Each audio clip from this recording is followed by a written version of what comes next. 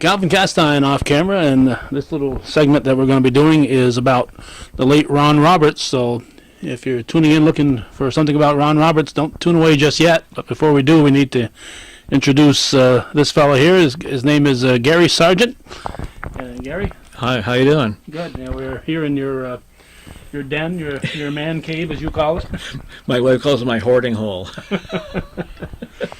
I've been trying to think back of the sergeants that I've met over the years. I think the first one I met was a guy named Roger Sargent. I worked with him at Sheridan, and he played drums with Stringbane, Leon Langto, at the Beaumont. Right, yes. So, yes. He played drums first with my band, our band. He was a tremendous rock and roll drummer. He was very, very good at drumming in the Army, and the only business he could get back in Plattsburgh was playing with country western bands. So that's what he did, and played for a long time. What was your band called? We were called the Galaxies. We were a little high school band, and we played for high school dances and a couple of weddings, and it was a lot of fun.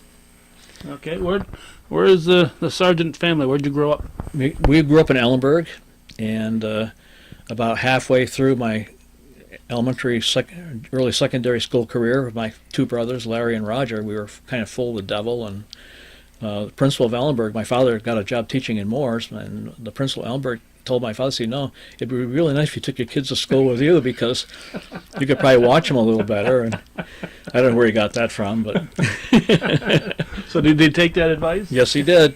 So I went to Moores, did my high school at Moores, but that's where I met my wife, so that's why it was kind of a blessed move on my part. So And over 50 years later, yes, still with her, yes, Yeah. better than ever. Okay, then I think the next sergeant I met, Bob Venn and I were working at the St. Mary's Bazaar, and we needed prizes. And Bob says, "We got this guy over in Malone, a guy named Larry Sargent." Novel Town, USA, right? Yes. I was in my living room one night, and we lived in West Shazy, and I heard two calliope music outside. And I said, "What the heck is that?" We look out, it's my brother. He's got this busted up old van. He was driving to all these bazaars he was feeding. He had calliope tape on, blasting through these big speakers. I said, "They must have really thought we were crazy." Then my wife's more familiar with your brother Dale. I don't know if he worked at Sheridan at Harris when she was there or not, but I know he taught school briefly at St. Mary's, and he worked at at Wyeth Harris. Yes. Yeah, he's retired from there now, and I guess he raises horses down on the Shazy Landing. He's had a very successful life. Very proud of him too. Okay. And are there any other sergeants? There's Joy. Joy, I don't know. One sister. Okay. She was the little girl who was born. I'm 16 years older than she is. So you get how spread out our family. How old is she? She is now. Well, I'm figuring out. She's 16. So it's got to be like 52, I think. So you're probably around 68. I'm 72. 72. Oh, Yeah. Well, Yeah. she's 56 then. Yeah, 50. Boy, you're better at math than I am. I was a history teacher. Oh, okay. You know dates, but not Yeah, math. right. Yeah, roughly. Okay. But I can't remember. I know you, but I can't remember how I met you. I know how I met your brothers, but do you recall how we ever met? I was the oldest, and I went to college in Plattsburgh, and I played, as I said, played in the band. But I had really serious health problems in high school with blood clotting problems, like my dad did, and so it changed my plans in life. I wanted to be an auto-body man. I went to college, became a teacher. So it might have been somewhere in that neighborhood, because we played basketball, and you were in Champlain. Is that correct? I graduated from St. Mary's. St. Mary's, okay. We played St. Mary's in basketball, and we played Champlain. We used to laugh because go back to the gym in the Moores Elementary School, and that was a gym in high school. It looks like a phone booth. Yeah, I know. It was so tiny. Yeah, the St. Mary's gym was one of the biggest around in the late 50s, early 60s. You know?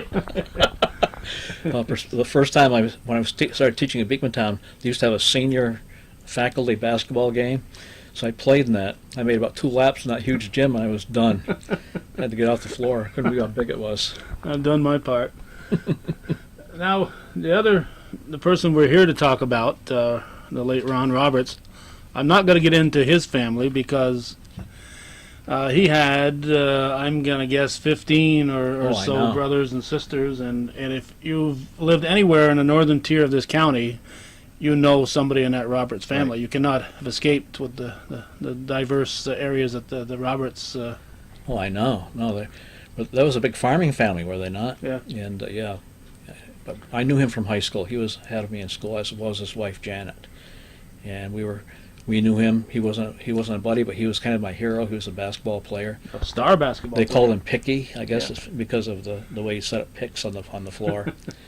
And he drove this big Oldsmobile. I was kind of envious because I just had a bicycle. So, but we didn't make a lot of contact through life. Except he sold me the Rich Plan once, I think.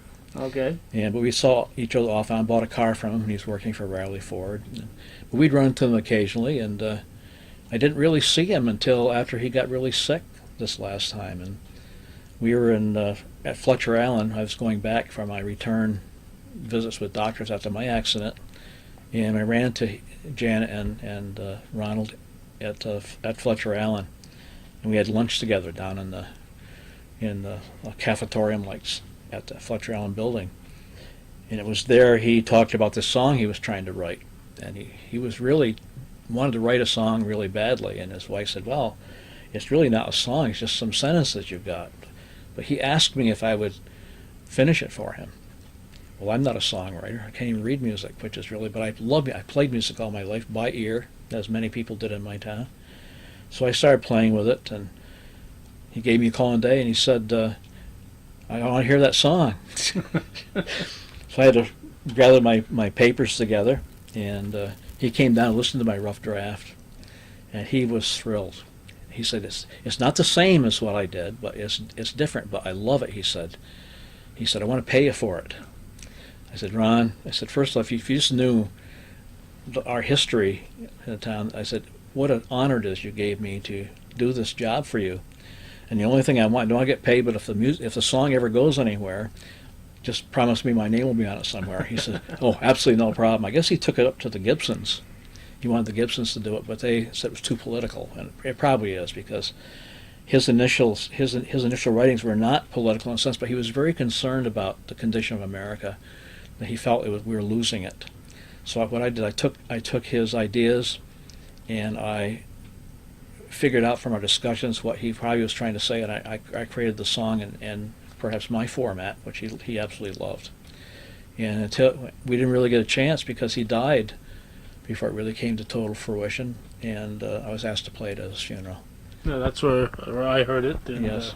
so many other people heard it, and probably the first public performance of that song. Well, there's the lady from Northeastern Clinton was Kathy Coates. playing the organ, and she asked me if she would mind if she made it into a choral song. I said, absolutely not. This thing was done as a favor, and it meant so much to me to play it at his funeral. To think that was really how it came. Really sad to lose Ron, because he was really ill before he died, but he still was Ronald. He was just a lovable guy, kind of laid back. And I went to visit him, and he'd fallen, and he was all bruised up. And I said, well, you got a real opportunity now, Ron, to just say you had this motorcycle gang stop in, they beat you up, and you fought them off. And he was getting a kick out of that lane, and the poor guy was so sick. But he still was Ronald. He was still Ronald. Yeah, he battled cancer for a long time. Yes, he did. And showed a lot of courage. And of course, Ron is a deeply religious man. I know. Very, very conservative values. Oh, and, I know. Yeah. And I didn't know that about him in its entirety, but in our discussions, I knew that he had very deep feelings about our country, his family, and about his church. So I tried to incorporate that in what I came up with. I put a melody to the song and added ideas to it, and he loved the outcome. So I'd say it was kind of a legacy that I was part of by good fortune, as he was living out the last days of his life. How tragic! You see these people he had multiple myeloma. He'd been through bone marrow transplants and all kinds of stuff, and how you endure that kind of pain year after year after year and still stay grounded with your values and everything. It's amazing. And still be able to project a positive attitude. Oh, definitely, and a sense of humor. Yeah. So again, I had the honor of knowing him, but I had the real honor of taking his ideas in mind for this song and putting them together and being able to perform it. This is what he handed me. These were the sentences. He wanted to save America, and these were the ideas he had that he said we have to love each other and we have to help each other and put people back to work. All the things we need to do right now in this country, and it moved me into what I can. This was the rough draft that I did, the first one. And my paperwork here. This was the rough draft, a copy of it. It's just a bunch of words. Mm-hmm. Like I said, I don't read music. What I did is I created a tune I recorded on an old hand tape recorder so I don't forget it, because you get older, your memory kind of starts to fade. You can't grab And a this record is and put what it he on. heard, and he loved it. So after a while, I started adding to it until I came up with the form that I used when I played at the church in Moores. Okay. Okay. Have you changed it since then? No. Okay. And Wow. This is the form that Kathy Coates recorded, and she tells me that she's very close to having a finished product. Well, I'm going to have to get together with Kathy Yeah, and yes. find out. I want to hear it. To think this project could turn into something that exciting to me. I've written music. I got songs I've written, but they're kind of silly things from my past, my youth, and whatever. But this was a real task and a very fulfilling thing to do. Okay. So you ready to sing it right now, Sure, Gary? I am. All right. Over to the other side of the man Yep. cave. We'll go over to his studio, and Gary Sargent will be singing. What is the title? It's called "We Must Together Build America." We must together build America.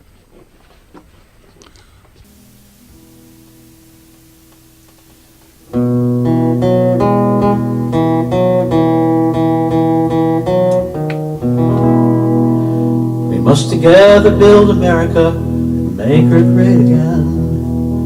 Where is my America? What's happened to America? Where is the America that I love? I see pieces of America lying on the ground. God help us see the damage and turn this all around. Let's together build America and make her great again. Let's together build America and make her great again. The solution isn't difficult. Must love each sister and brother. Must together build America by loving one another. Must together build America by loving one another. It doesn't have to crumble. We can stop it all. The dream that is America doesn't have to fall. We must feel once more united and destroy the forces that lurk. We can together build America, put our people back to work. Together build America, put our people back to work. With God's wonderful gift of love and the simple plan, together build America and make her great again. Let's love each sister and brother. Let's fight for each other. God help us work together to bring America back again.